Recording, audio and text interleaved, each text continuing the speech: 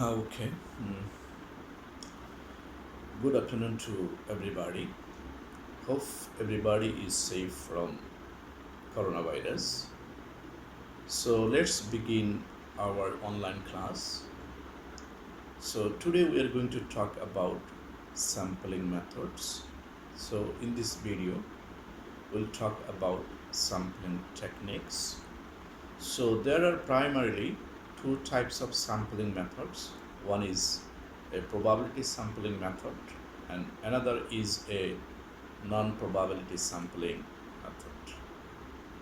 So non-probability sampling method will be discussed later on. So first of all, I would like to explain what is probability sampling method. So basically probability sampling refers to the likelihood of any member of the population being selected is known. So the key word is known. So that means individuals, units, objects or items in the population are known to the researcher. Okay. So researcher has the inventory of individuals or units or objects or items in the population. So population is known. This is the key word. And all the individuals or objects or units or items, whatever is used in the population, has equal chances of being selected. Okay. So what is the benefit of using probability sampling technique? We can minimize both systematic and sampling bias using probability sampling method. So if random selection was done properly, the sample is therefore representative of the entire population. So that's why it is called best method to achieve a representative sample. Okay. So there are four techniques of probability sampling, such as simple random sampling, systematic sampling, stratified sampling, and cluster sampling. So first of all, let me define what is simple random sampling technique. Simple random sampling technique refers to each member of the population has an equal and independent chance of being chosen. Okay? And the sample should be very representative of the population. So now I'll tell you how to choose a sample, simple random sample. Okay? First of all, we need to define the population. Then secondly, we need to list down all members of the population. Then thirdly, we need to assign numbers to each member of the population.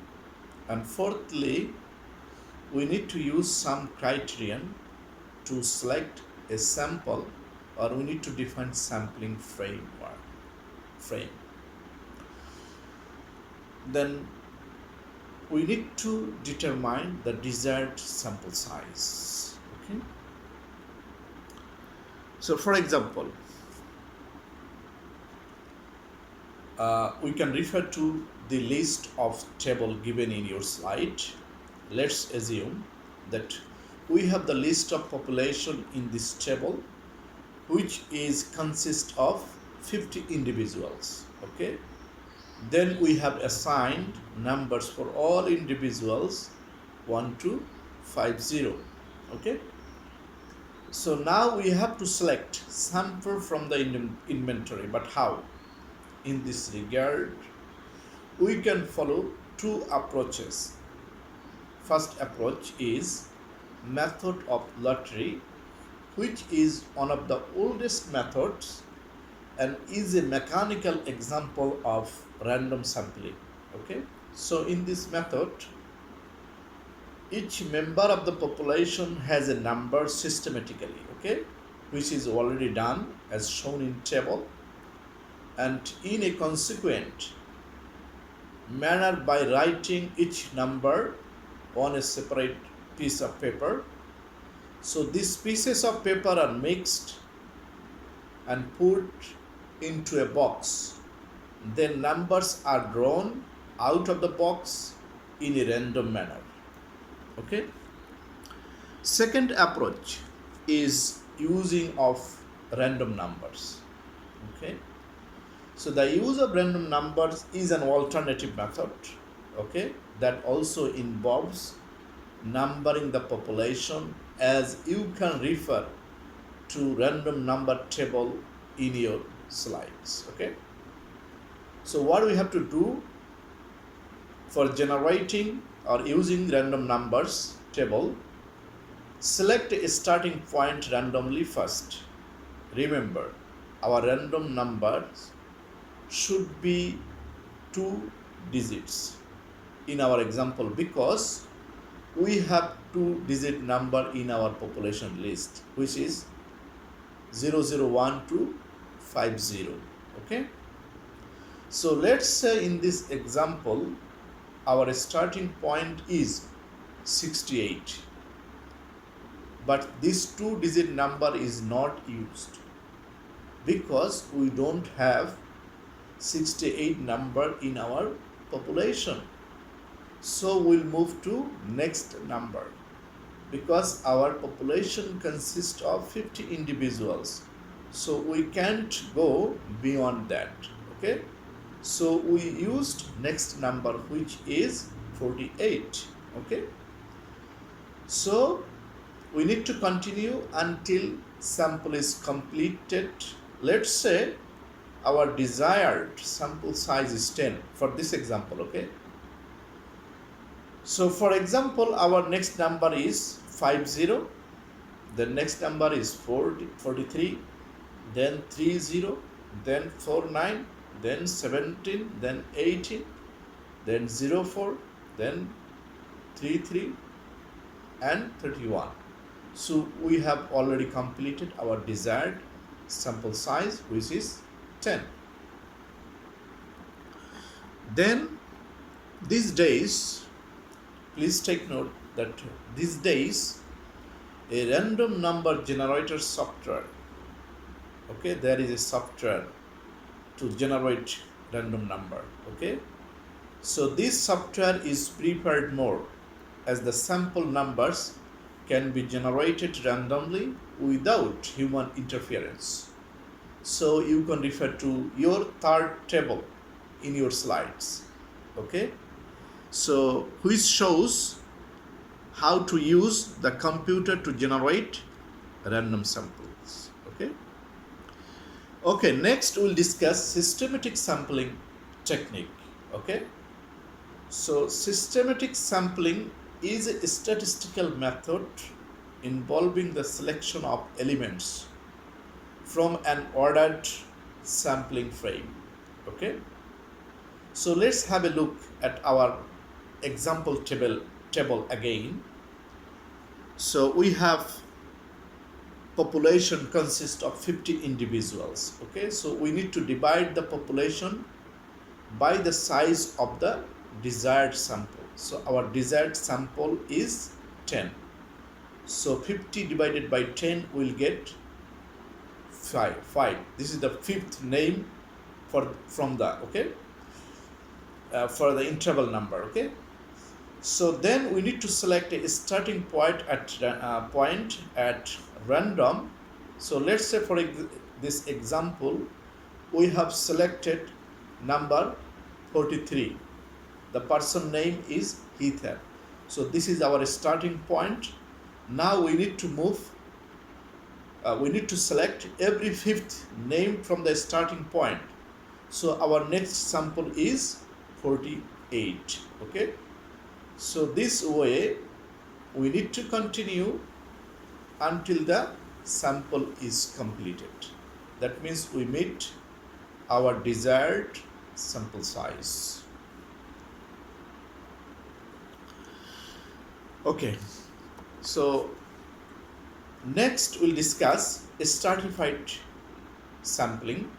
For a stratified random sampling, a population is divided into strata or subpopulations before sampling. Okay, so in stratified random sampling or stratification, the strata are formed based on members' shared attributes or characteristics such as income, age group, educational attainment, or demographics, etc.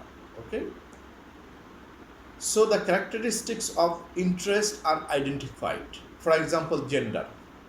Okay, then the individuals in the population are listed separately according to their classification. For example, male and female. Okay, so the proportion representation of each class is determined. Let's say we have 40% females and we have 60% males. Our desired sample size is 10. So 40% will be female, 60% will be male. So a random sample is selected that reflects the proportions in the population. So according to the proportion, our desired sample size is 10. So we'll have 4 females and 6 males. Okay, so this is called stratified random sampling. Okay, then we move on cluster random sampling. Okay, so cluster random sampling refers to the researcher divides the population into separate groups called clusters. Okay, let me give you an example. Okay, let's say Hospital of University of Malaya wants to create a sample of coronavirus patients, okay, across 5 neighboring towns. Okay, Kuala Lumpur, Petaling Jaya, Subang Jaya, Shah Alam, and Klang Klang, to provide treatment to the coronavirus patients. Okay, so using cluster sampling, the Hospital of University of Malaya can divide population into 5 clusters, then randomly select clusters to form a sample and extend help to the coronavirus patients. Okay, then let me clarify what is the difference between cluster sampling and stratified sampling, because the cluster sampling and stratified sampling are pretty similar.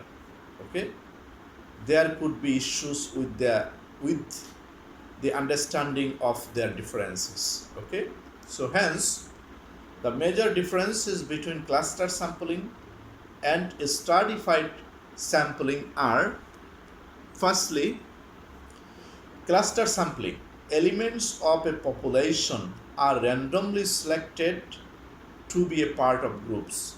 Okay, the clusters. Okay, while for stratified sampling, the entire population is divided into even segments, strata. Okay, secondly, for cluster sampling, members from randomly selected clusters are a part of this sample, while for stratified sampling, individual components of the strata are randomly considered to be a part of sampling units. Okay, and thirdly, okay, in cluster sampling, homogeneity is maintained between clusters. Okay, while for stratified sampling, homogeneity is maintained within the strata. Okay, fourthly, for in cluster sampling, heterogeneity is maintained with the clusters, while for stratified sampling, heterogeneity is maintained between strata. Okay. And fifth, for cluster sampling, the clusters are divided naturally. Okay. And for stratified, the strata division is primarily decided by researcher or statisticians. Okay. And last but not least, for cluster sampling, the key objective is to minimize the cost involved and enhance competence. While for stratified sampling, the key objective is to conduct accurate sampling along with properly represented population. Okay. So thank you very much for your listening. Okay. So we end our class here. So next class we'll talk about non-poverty sampling as well as how to select an appropriate sample size. Okay. Please stay at home. Thank you.